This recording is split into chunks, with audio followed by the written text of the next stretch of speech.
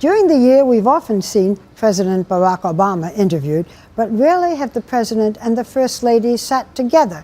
And as you will see in their only joint network interview this year, the dynamic between them is more personal, unpredictable, and often quite funny.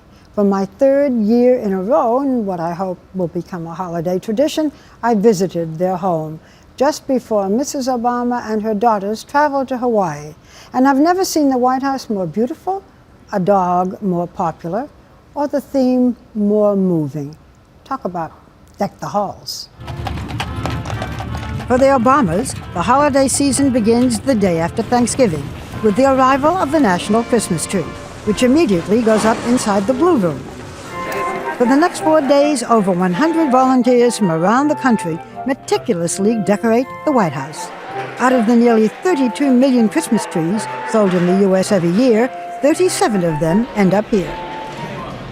Mrs. Obama, the theme this year is military families. Well, the theme is shine, give, share, but there's an emphasis on military families. And this is our Gold Star family tree, and Gold Star families are families who've lost a loved one. They came from every corner of the country to decorate a tree, to honor and remember the fallen. Gold Star volunteers like Kristen Santos Silva, whose husband Carlos was killed by a roadside bomb. Jennifer Jackson, whose son Ryan died during a training mission. And Ruth Stonecipher, who lost her son Christopher in Afghanistan, killed 38 days after 9/11. My son would get such a giggle that he was on a Christmas tree at the White House. Thousands of visitors will walk past pictures of those who died. And this is an important thing for Gold Star family members. They want to make sure that America never forgets. Upstairs is the official White House Christmas tree, dedicated to Blue Star families of those still serving, and decorated with cards from the country's military children. This would be me. This is you. Mrs. Obama. This one is a cute one. This is the president. You see by the ears. Well done. But this is also touching inside. You see how he's written a picture of his family, and he's over here. It's me, mom, brother, dad. And then Dad is way over here serving. But on a lighter note, it's first dog Bo who steals the show. The famous 3-year-old Portuguese water dog is everywhere, depicted in 2,000 pieces of licorice, in pom-poms, and even in trash bags.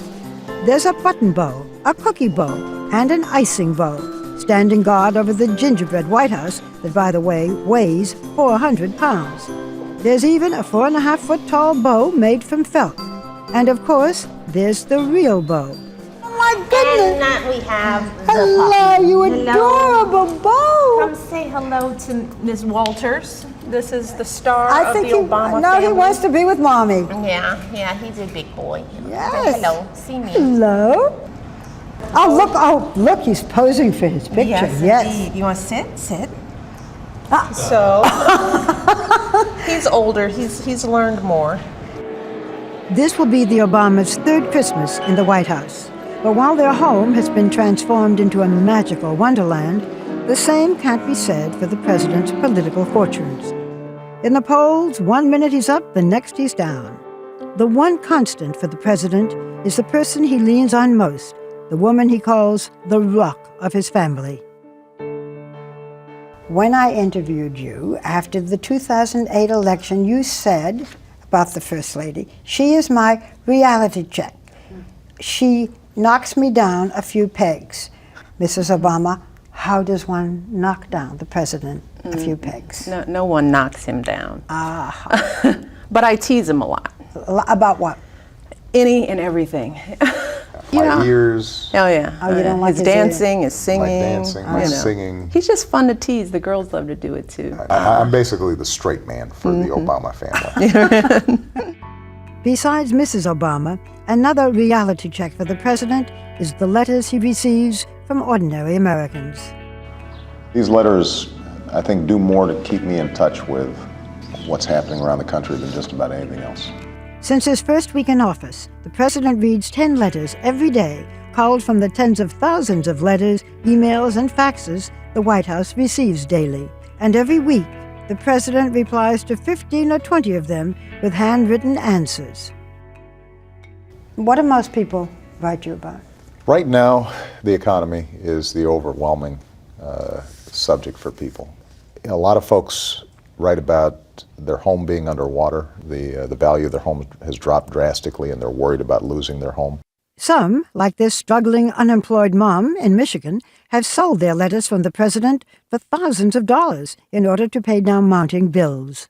And then sometimes you just either get people who are calling you an idiot, or When they call you an idiot, do you write back and say, no, I'm not? sometimes I do. I don't write back and say I'm not an idiot. I say, I have been called this before, but let me try to explain to you, what we're trying to do. When you hear people say, he's cold, he's aloof, he doesn't show emotion.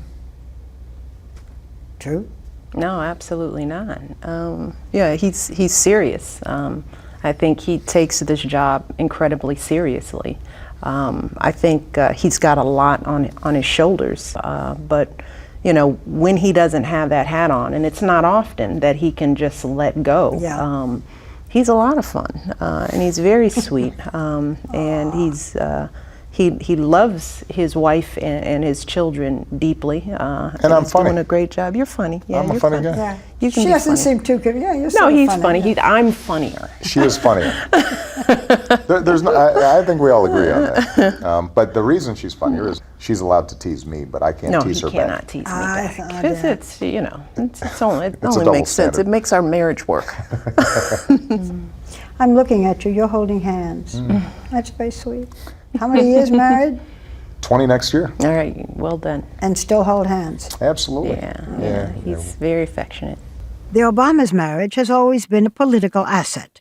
Not so for every politician, like Republican candidate Newt Gingrich, who has had to address questions of whether infidelity is fair game during a presidential campaign. This topic has come up recently in the Republican debates. Do you think that someone's marriage or marriages should be part of the public debate? I'm not big on people's personal lives being poked and prodded, and that ends up being the primary issue. We've got such big issues to deal with right now, and there's such substantial differences between certainly my position and any of the Republican candidates. That's what we should focus on. The President and First Lady know their lives are fair game, but so far they have successfully shielded their daughters, Sasha and Malia, from the public glare. Although as they get older, that may be harder to do. I want to talk about the girls. Yes. 10 and 13. Yeah. Any sign of teenage rebellion? No. I think a gong goes off when they're 14. No. You think it's 14 when it happens? I think you got a good Well, year. then we're not there yet, but there aren't signs of it. I mean, our girls are delightful, and we talk about the sort of craziness of teens, and I look at Malia and I say, "What's that? Is that crazy teen stuff?" And she's like, "No, Mom, I'll never do that." But they're good girls. Does Santa Claus still come, or is that over? Santa Claus lives in the hearts of many children because this is being shown on TV. I see, okay, yes. But as kids grow, they sort of... The relationship to Santa The Santa matures. changes.